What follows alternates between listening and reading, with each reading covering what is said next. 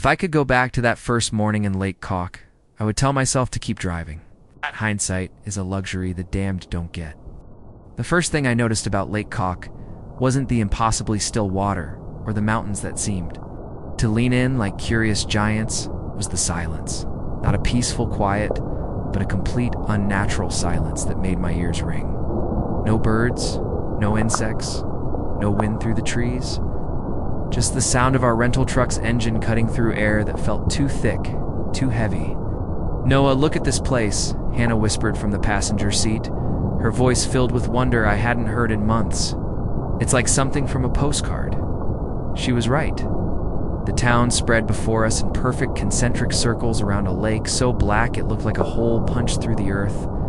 47 houses, I'd later learn, each one immaculately maintained, with white picket fences and flower gardens that bloomed impossibly bright despite the October chill. We pulled into the driveway of 23 Birch Lane, and before I'd even turned off the engine, they appeared. The first was an elderly woman with snow-white hair and piercing blue eyes. She emerged from the house next door with purposeful strides, followed by a man in his 40s whose smile looked too perfect to be real. Behind them came a nervous-looking woman in a white coat and a family of 4. "Welcome. Welcome," the elderly woman's voice carried further than it should have. "We've been expecting you." I set down the box I was carrying, something cold settling in my stomach. "Expecting us. Word travels fast in small towns," the man with the perfect smile said, extending his hand. "Pastor Devine, and this is Margaret Thorne, our unofficial welcome committee." Within 15 minutes, 12 townspeople had materialized, each carrying cleaning supplies or covered dishes. They moved with an efficiency that suggested careful planning, assembling our furniture and organizing our belongings with perfect coordination. "This is incredible," Hannah laughed, watching 3 men work on our bed frame. "In Seattle, we barely knew our neighbors' names." I watched Margaret direct everyone with subtle gestures and couldn't shake the feeling that they'd done this many times before that evening. The entire town gathered in the community center for what Margaret called a proper welcome dinner. The hall buzzed with conversation as we entered, but the moment we appeared in the doorway, complete silence fell. 847 pairs of eyes turned toward us in perfect unison.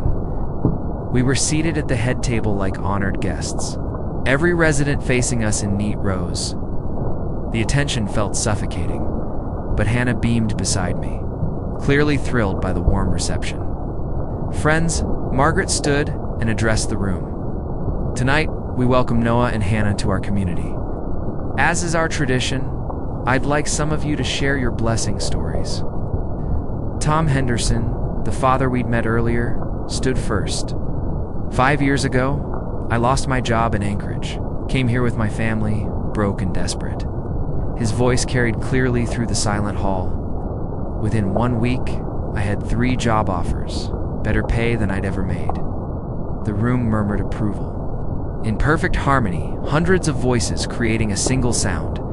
Mrs. Chen, an elderly Asian woman, rose next. "Terminal cancer diagnosis in Seattle. Doctors gave me 6 months." She paused, smiling serenely. "Been in complete remission for 5 years now. Clean scans every time." More murmured approval, the same harmonic tone as before.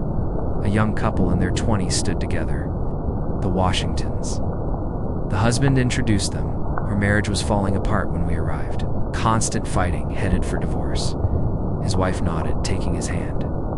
"Now we're expecting our 3rd child. Happier than we've ever been." I noticed the pattern now. Each person stood at precisely the same moment, spoke for exactly the same duration, and sat down as the communal murmur reached the same pitch. It was like watching a choreographed performance. Dr. Reeves stood next, her hands trembling slightly. "I lost my daughter in Seattle. Car accident." Her voice cracked. "Came here broken, ready to end everything. This community saved my life, gave me purpose again." The murmur that followed was softer, more sympathetic, but still perfectly synchronized. An elderly man with kind eyes rose slowly. "Lost my wife of 47 years to Alzheimer's. Watched her forget my face, our children, everything we'd built together. He wiped his eyes. Here, I found peace. The pain became manageable. More residents shared their stories. Financial ruin transformed into prosperity. Chronic illnesses cured overnight. Broken relationships healed completely. Each story followed the same pattern. Desperation, arrival in Lake Cock, miraculous transformation. How wonderful, Hannah whispered to me, tears in her eyes. It's like, this place really does heal people. But I was watching the faces around us. Beneath their smiles, I saw something else. A desperate intensity, like they were trying to convince themselves as much as us. Their eyes never left our faces, gauging our reactions to every word. Pastor Devine stood last, his smile somehow brighter than all the rest. Lake Cock takes care of its own, he said, his voice carrying an odd resonance. Always has, always will. Those who embrace our community find blessings beyond imagination. The entire room nodded as one, hundreds of heads moving in perfect synchronization. Of course, he continued, his smile flickering slightly. Not everyone appreciates what they've been given. Some people ask too many questions, poke around where they shouldn't. The temperature in the room seemed to drop. Several residents shifted uncomfortably. What happened to them? I asked before I could stop myself. Pastor Devine's smile returned, but his eyes remained cold.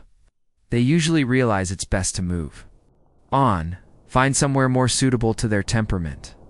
Margaret stood quickly, breaking the tension.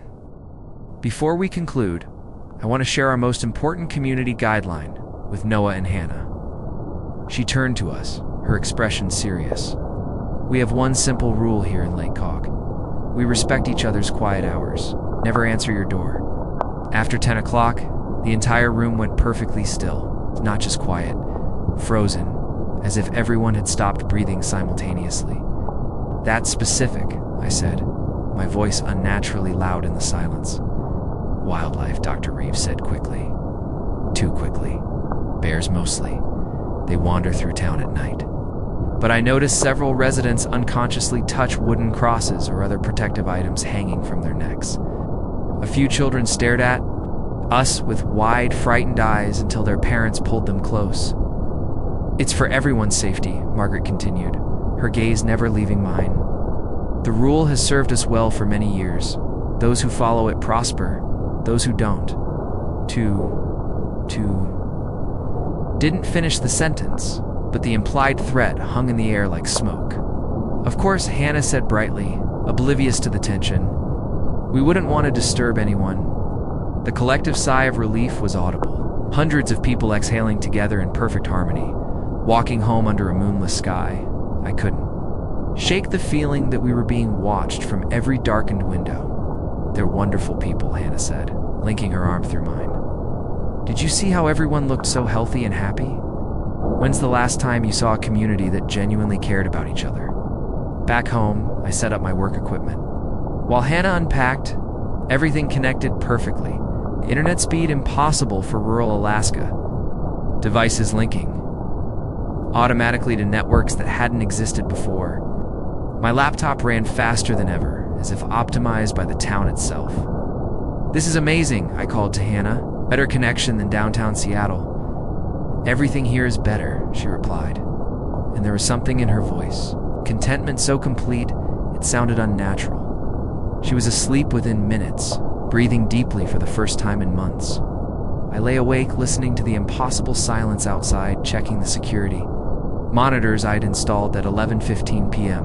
Scrolling through the footage, I paused. In one frame, just for a moment, there was a shadow near the tree line that didn't belong. Tall, impossibly tall, with proportions that hurt to look at. Rewound the footage, but the shadow was gone.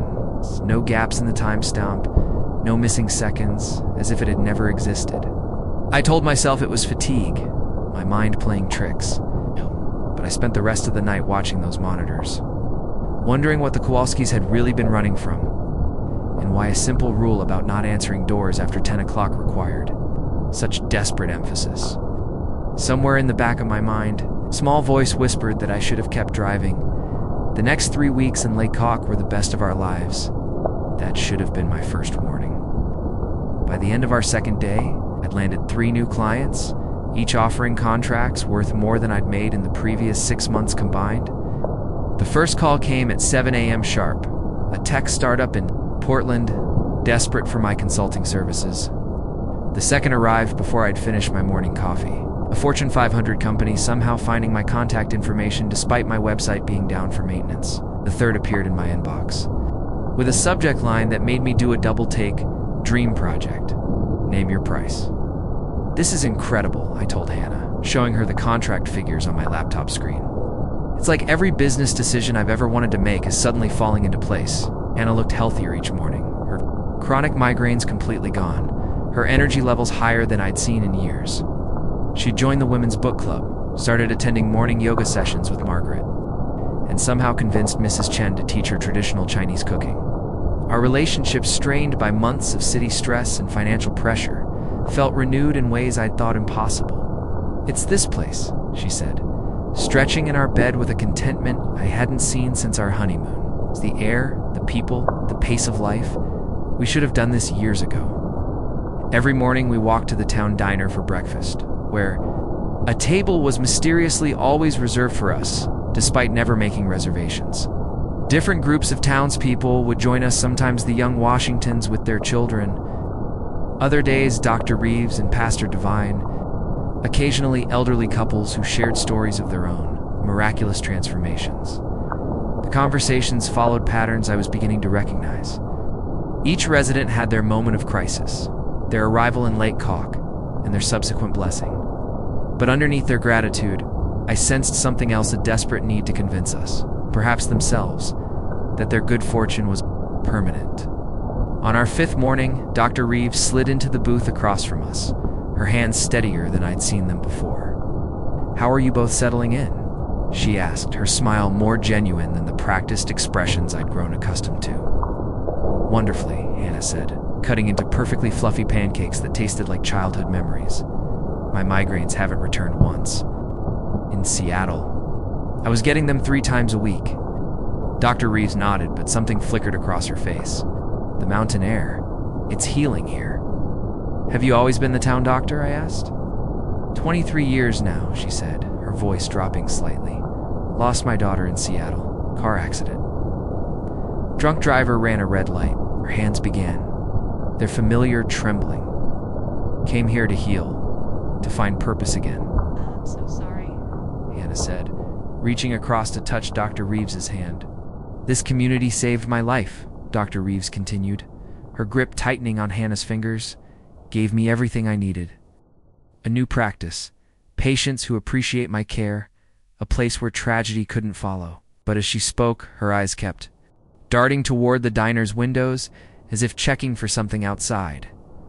The book club meetings became a highlight of Hannah's week. 15 women gathered in Margaret's living room every Thursday evening, discussing novels with an enthusiasm that bordered on religious fervor. I found their reading list curious. Everything dealt with themes of sacrifice, community loyalty, and the price of paradise. "They're so well-read," Hannah told me after her third meeting. "Margaret has this incredible library, books I've never heard of, but feel like I've always wanted to read." "What kind of books?" I asked. "Stories about places like this," she said, her eyes taking on an intensity I didn't recognize. "Small communities that thrive because everyone understands their role, their responsibility to the greater good. It makes me realize how selfish we were in the city, thinking only about our own problems." On Sunday mornings, Pastor Devine invited me to join the men's fishing group at the lake. 8 of us would stand along the shoreline with rods and tackle, boxers, discussing everything from local history to business opportunities. What struck me wasn't that we never caught any fish, the lake seemed completely lifeless, but how none of the men seemed to care. "Best fishing spot in Alaska?"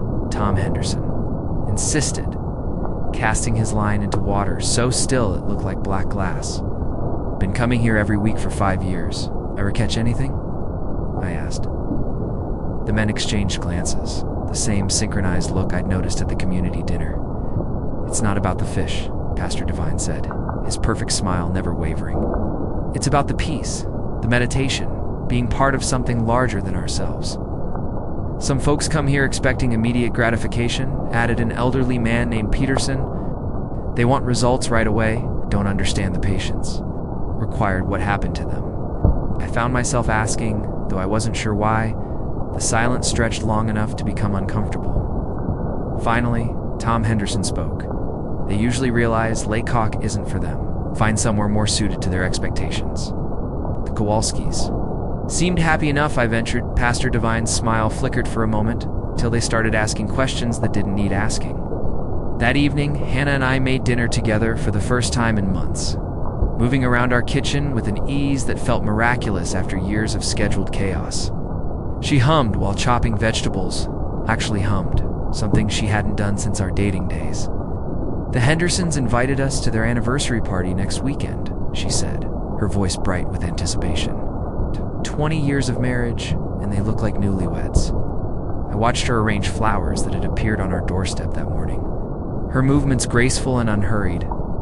The change in her was remarkable, but something about it nagged at me. It wasn't just the absence of stress. It was as if she'd become a more perfect version of herself, polished and optimized in ways that felt slightly artificial. Hannah, I said carefully, do you ever wonder why everyone here is so uniformly happy? Serene, almost blissful? Guess. They found what we're all looking for, she said simply.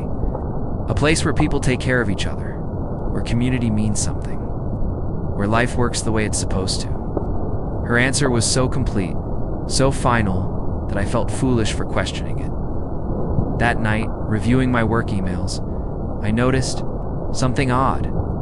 Every client communication, every project milestone, every technical solution was progressing with supernatural efficiency. Code that should have taken weeks to debug ran perfectly on the first try. Servers that typically crashed under load handled traffic without a hiccup.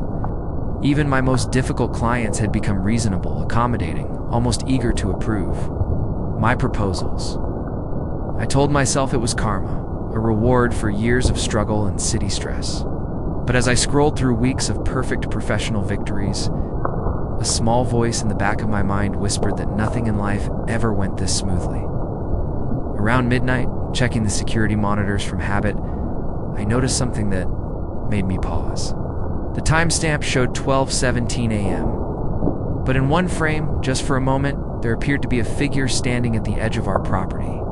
Tall, motionless, positioned exactly where the streetlight's glow ended and darkness began. I rewound the footage, studying each frame carefully. The figure was there for exactly 3 seconds, long enough to register its impossible height and wrong proportions, but brief enough to question whether I'd seen anything at all. When I looked up from the monitor, Hannah was standing in the kitchen doorway, her eyes reflecting the screen's pale light. "Can't sleep?"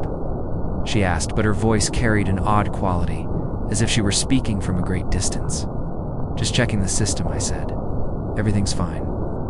She nodded and returned to bed, moving with the same graceful certainty that had characterized all her actions since our arrival. I sat alone in the darkness, wondering why a town that had given us everything we'd ever wanted felt like it was slowly taking something away. 3 weeks into our new life, I realized I hadn't questioned a single blessing we'd received. Success, health, happiness, community, all delivered with such perfect timing that it felt choreographed. And perhaps that was the most unsettling realization of all. That paradise, when it arrived exactly as ordered, felt somehow wrong. Outside, the lake remained perfectly still, reflecting nothing but darkness.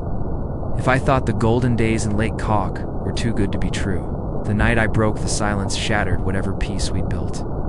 It started quietly enough, a normal late-night work session that would change everything.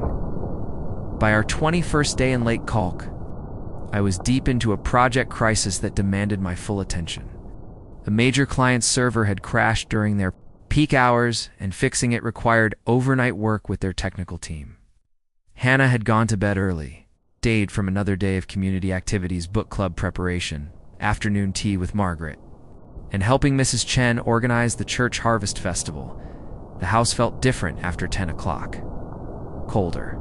Despite the heating system running perfectly, the silence outside was so complete, it seemed to press against the windows like something alive. Even the digital clock seemed to tick more loudly, marking time with unusual precision. At exactly 11:47 p.m., 3 deliberate knocks broke the silence. The sound cut through every room in the house, sharp and patient. Each knock was spaced exactly, 3 seconds apart, delivered with the kind of authority that demanded a response.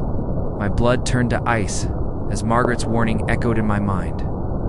Never answer your door after 10 o'clock. But exhaustion had clouded my judgment. For hours of troubleshooting code, 3 cups of coffee, and the automatic response of a lifetime kicked in, I was halfway to the door before conscious thought caught up with instinct. Hannah never stirred. She lay in our bed, breathing deeply in that unnatural sleep she'd developed since our arrival. Peaceful, too peaceful, as if something was ensuring she wouldn't wake. I opened the door and stepped into a nightmare. The porch was empty, pristine snow reflecting moonlight in patterns that hurt to look at directly. But leading away from our doorstep were footprints unlike anything I'd ever seen. Each track was impossibly long, nearly 2 feet, and shaped wrong, as if made by feet that bent in directions human anatomy couldn't achieve. They led straight toward the lake, spaced too far apart for normal walking. That's when the shadow moved. At first, I thought it was a trick of moonlight through the trees. Then the darkness shifted, and I saw it clearly. 8 feet of wrongness standing at the edge of our property where the streetlight died into blackness. The entity was vaguely humanoid, but stretched in proportions that made my mind recoil. Arms too long, legs that bent backward at impossible angles, and a torso that seemed to pulse with its own rhythm. But it was the head that froze my blood. What I'd taken for a skull split open along hidden seams like a flower made of bone and teeth. The opening revealed row after row of needle-sharp fangs that descended into a throat so deep it seemed to continue forever. The sound it made, a wet grinding noise like metal scraping bone, would haunt my dreams for months. Then the eyes opened. Not just where eyes should be, but dozens of them across its entire body. Each one different, some human, some animal, some things I couldn't identify. They opened in sequence, creating a constellation of malevolent awareness that focused entirely on me. The entity didn't speak. It didn't need to. I understood with crystal clarity that by opening the door, by acknowledging its presence, I had given it permission. The rule wasn't about privacy or quiet hours. It was a barrier, and I had just torn it down. I slammed the door shut and collapsed against it, my heart hammering so hard I thought it might burst. When I looked back through the peephole, nothing was there. But the footprints remained, leading away into darkness that seemed deeper than before. Sleep was impossible. I spent the rest of the night checking locks, reviewing security footage, and trying to convince myself I'd hallucinated the entire encounter.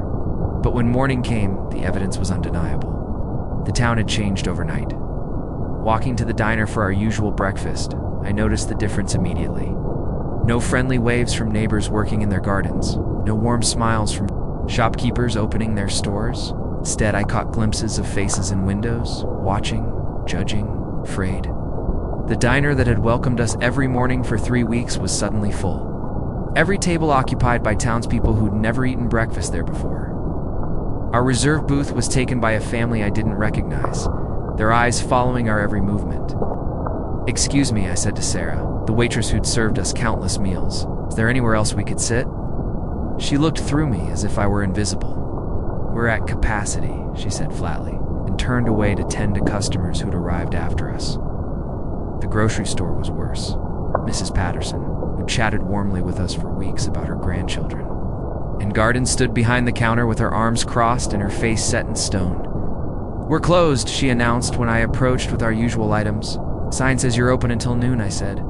Her voice carried the finality of a judge's gavel. "Not today." Behind me, other customers whispered among themselves, their voices stopping the moment I turned around. The words I caught were fragments. "Broke the rule. Endangered us all. Should have known better." The gas station attendant claimed the pumps were broken. The post office had mysteriously closed for system maintenance. Dr. Reeves's office canceled Hannah's appointment without explanation.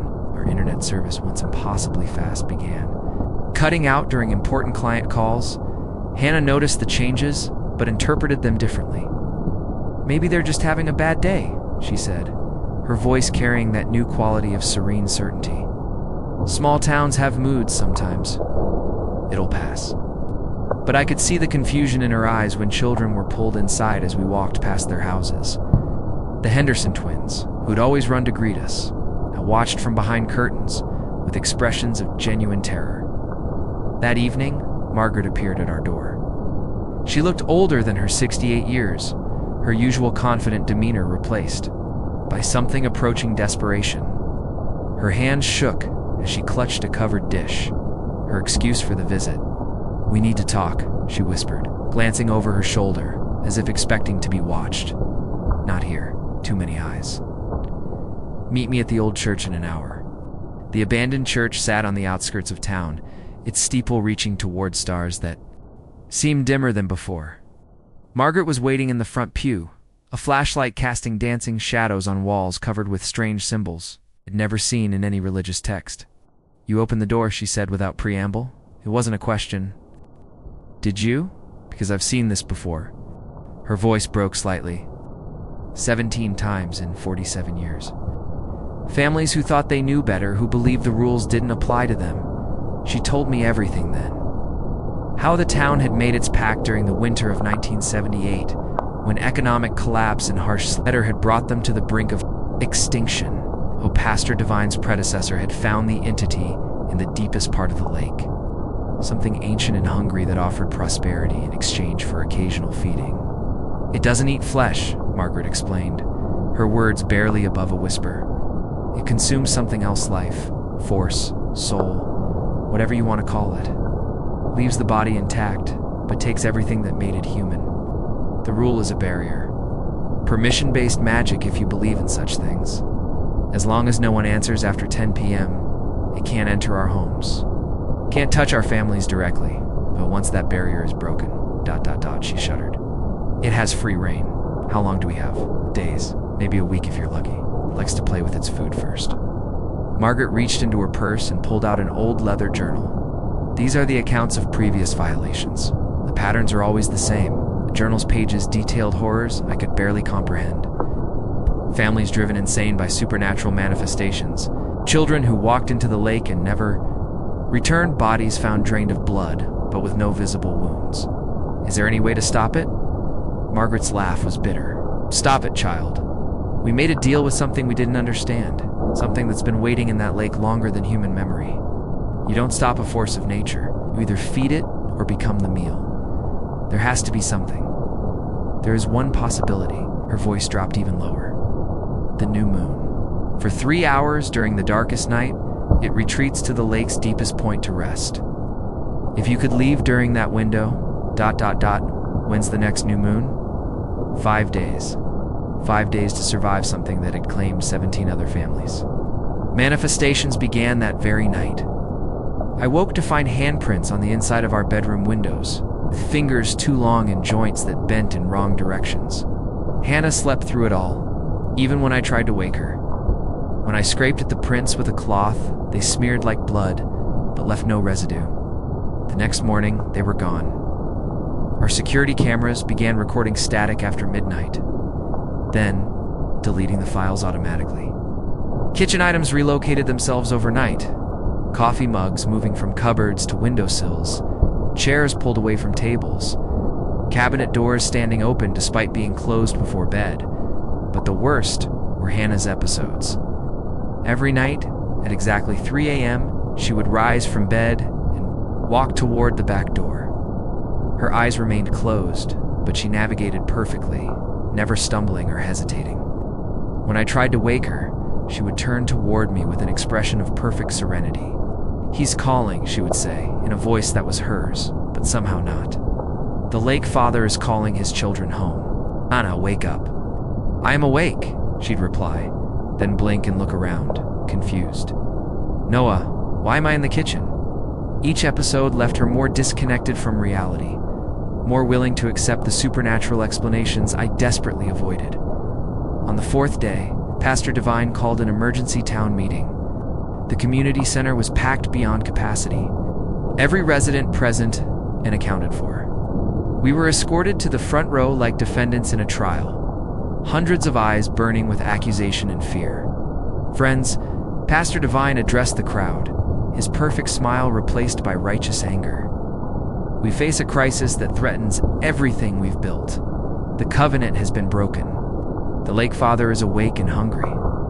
Murmurs of agreement rippled through the assembly, growing in volume and intensity. For 47 years, we've honored our agreement. We've sacrificed when necessary, maintained the rules, and been blessed beyond measure for our faithfulness. His voice carried an odd resonance that seemed to vibrate in my bones. Now that blessing is in jeopardy because of selfishness and disrespect. He turned to face us directly, and I saw something inhuman flicker behind his eyes. The choice is simple, he continued. Either they make amends for their violation, or we all suffer the consequences. The crowd began to chant, a low rhythmic sound that seemed to come from the earth itself. As it grew louder, I noticed something that made my blood freeze. The shadows on the walls were moving independently, reaching toward us with grasping fingers. Dr. Reeves stood suddenly, her face pale but determined. There has to be another way. The chanting stopped abruptly, hundreds of heads turning toward her. In perfect synchronization, Sarah, Pastor Devine's voice carried a warning. You of all people should understand the price of defiance. I lost my daughter to this thing, she said, her voice shaking but resolute. I won't watch it happen again. Margaret rose from her seat, and Tom Henderson, then a handful of others scattered throughout the crowd, perhaps a dozen people out. Of 847, the room split visibly, the majority glaring at us with undisguised hostility, while a small minority positioned themselves between us and the larger group. So be it, Pastor Devine said, his smile returning. With predatory intensity, those who stand with them share their fate.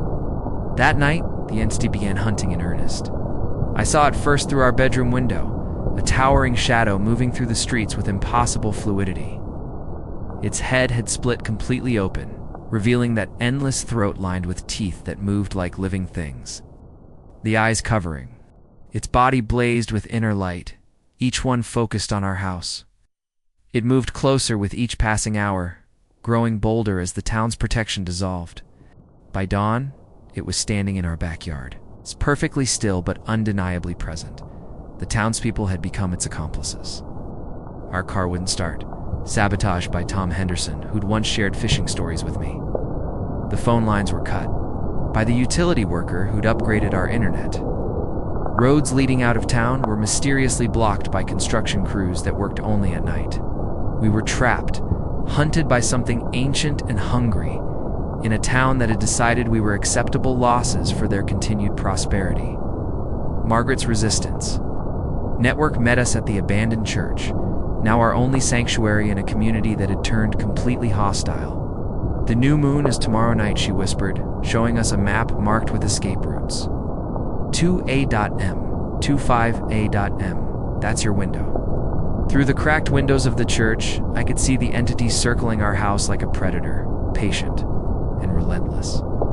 Hannah sat beside me, humming a tune I'd never heard before, her eyes reflecting starlight that wasn't there. Tomorrow, I promised myself, though I wondered if we'd survive until then. The Lake Father was calling, and Hannah was beginning to answer. The final truth came in whispers and confessions.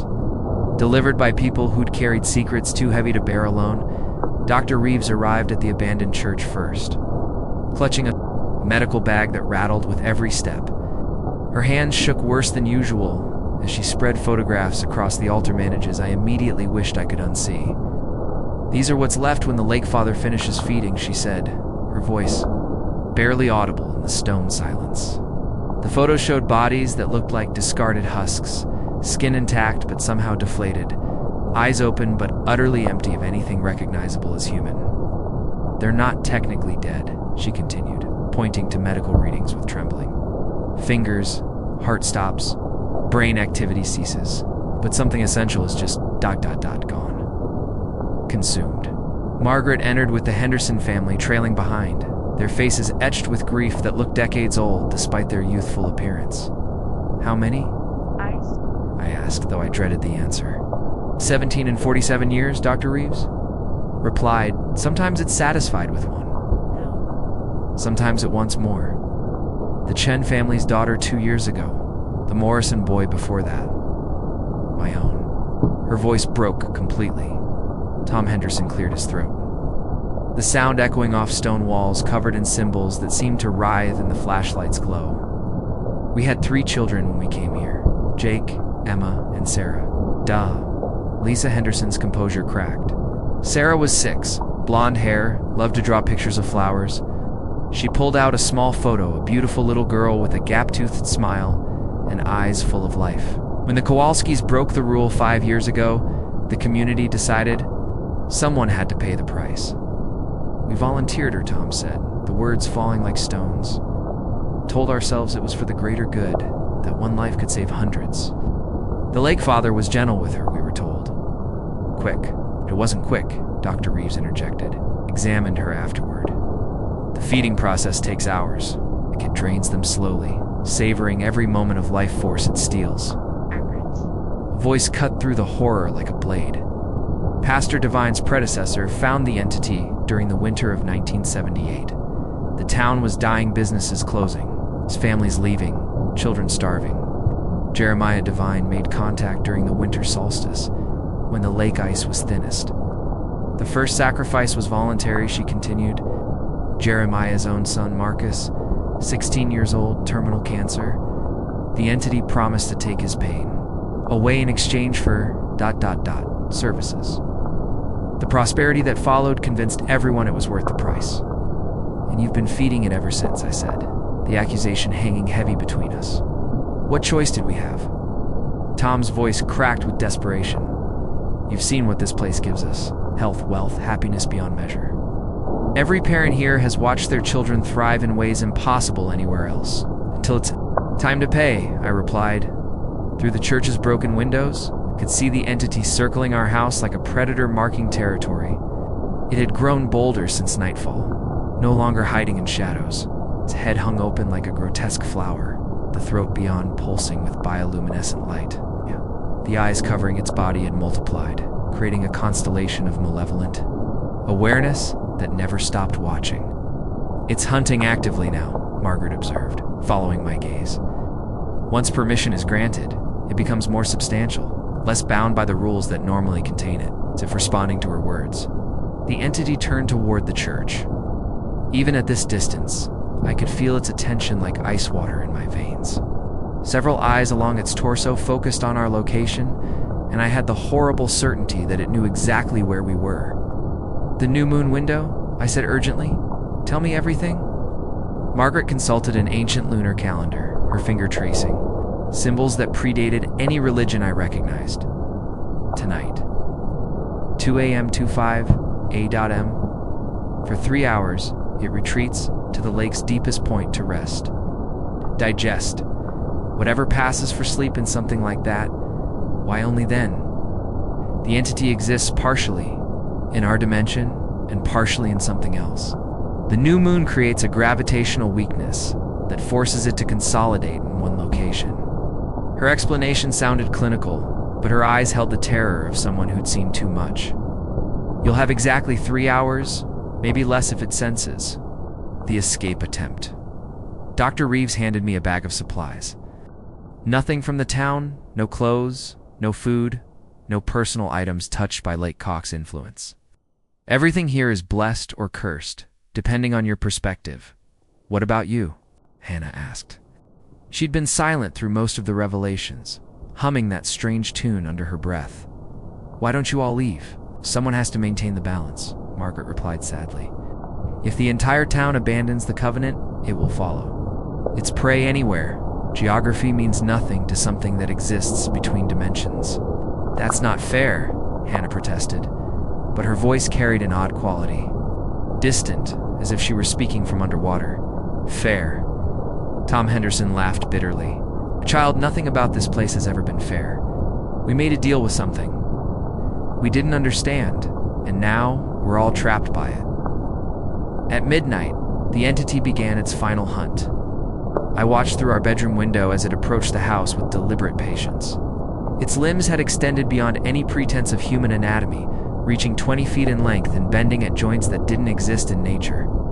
The head had split completely now, revealing the full depth of that impossible throat lined with teeth that moved like living things.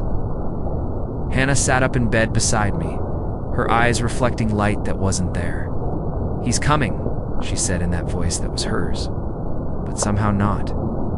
"The Lake Father is coming home." "Hannah, stay with me," I pleaded, but she was already rising, moving toward the back door with that same sleepwalking grace.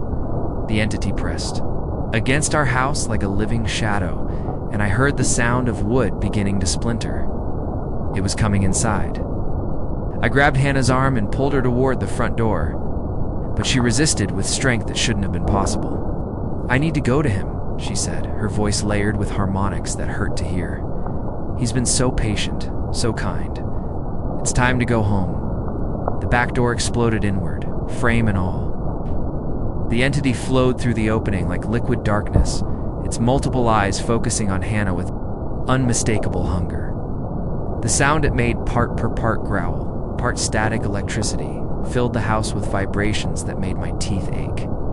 I dragged Hannah out the front door as Pastor Divine's voice boomed across the town square, calling, "The faithful to arms, find them, bring them back. The covenant must be honored." Flashlight beams crisscrossed the streets as half the town mobilized for a manhunt. But Margaret's resistance network was ready for us, creating a human chain that led from shadow to shadow toward the edge of town. "This way," Dr. Reeves whispered, leading us through backyards and side streets while behind us. The entity's roar shook windows in their frames. The old church had become our staging area. Margaret waited with a pre-1978 pickup truck, its engine already running. "Strip completely," she commanded. "Everything off? These clothes are from before the covenant. They can't be tracked or influenced." We changed quickly in the church basement, while above us something massive moved across the roof. Dust rained down with each footstep, and I caught glimpses through the windows of eyes peering down at us. Too many eyes in configurations that defied anatomy. "It knows," Margaret whispered. "We have to go now." The truck's engine struggled to life as Pastor Divine's faction surrounded the church. Through the windshield, I could see him standing in the doorway, his perfect smile replaced by something inhuman. When he opened his mouth to speak, his jaw unhinged like a snake's, revealing rows of needle-sharp teeth identical to the entity's. "You cannot escape what you've awakened," he called, his voice carrying impossible harmonics. "The Lake Father's hunger spans dimensions. Geography is irrelevant. Time is meaningless." Margaret gunned the engine, and we burst through the crowd of townspeople, like a stone through water. In the rearview mirror, I watched Pastor Divine's form begin to elongate and twist, his human facade dissolving into something that matched the entity's proportions. The mountain road stretched before us, winding through passes that seemed to close in with each mile. Behind us, impossible sounds echoed through the darkness, the roar of something massive giving chase. Gaining ground despite the truck's speed, its following, Hannah observed calmly, her face pressed against the rear window. "It's beautiful. When he runs, ... like liquid starlight." "Don't look at it," Margaret commanded. But Hannah's eyes remained fixed on whatever pursued us through the darkness. The entity appeared in my side mirror, bounding alongside the truck with strides that covered impossible distances. Its head was fully open now, the throat within blazing with bioluminescent fire. When it turned toward our vehicle, I saw Pastor Divine's face swimming in that organic display.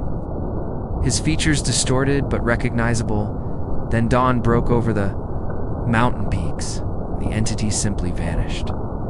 We drove in silence for 6 hours before stopping at a gas station in Fairbanks. The attendant looked at us strangely, 3 adults in ill-fitting clothes, one of whom kept humming under her breath and staring at shadows that moved wrong. "You folks okay?" he asked. "We're fine," I lied, signing the credit card receipt with hands that still shook. "Just passing through." But as we drove away, I noticed our reflection in the station's windows. We cast shadows, normal human shadows, all except Hannah. Her shadow stretched too long, bent at impossible angles. And for just a moment, I swore. I saw it split open like a flower made of darkness. 3 months later, we'd built a new life in Seattle. My business had recovered, Hannah seemed healthier than ever, and we'd both started therapy to process what we'd convinced ourselves was a shared delusion, brought on by isolation and stress. I was washing dishes in our apartment kitchen when I noticed the shadow on the wall. Our lamp cast Hannah's silhouette as she read on the couch, but there was another shadow beside hers taller, with arms that bent wrong and a head that split like flower petals. I turned quickly. Hannah sat alone, absorbed in her book. When I looked back at the wall, both shadows were gone. That night, I heard the knocks again. 3 of them patient and deliberate, coming from inside our apartment walls. Hannah stirred beside me. "Aren't you going to answer?" she asked in her sleep. I realized then that we'd never really escaped Lake Cock. We'd simply brought it with us. I'm writing this account now, 6 months later, from our 4th apartment in as many months. The knocks follow us everywhere. Hannah has started sleepwalking again, always toward the nearest body of water. Last night I found her standing on our balcony, speaking to something I couldn't see. "He's patient," she said, when I led her back inside. "The Lake Father is very patient. He knows we'll answer eventually. Some covenants can't be broken by geography. Some hungers can't be escaped by distance. And sometimes when the shadows fall, just right, I can see all the eyes watching us from every surface in our home." Hannah asks why I've started checking every lock 3 times before bed. I don't tell her about the knocks I hear in the walls or how our neighbors have begun to smile too widely when they see us. I don't tell her that last night, when the knocks came at 11:47 p.m., I almost answered. Almost.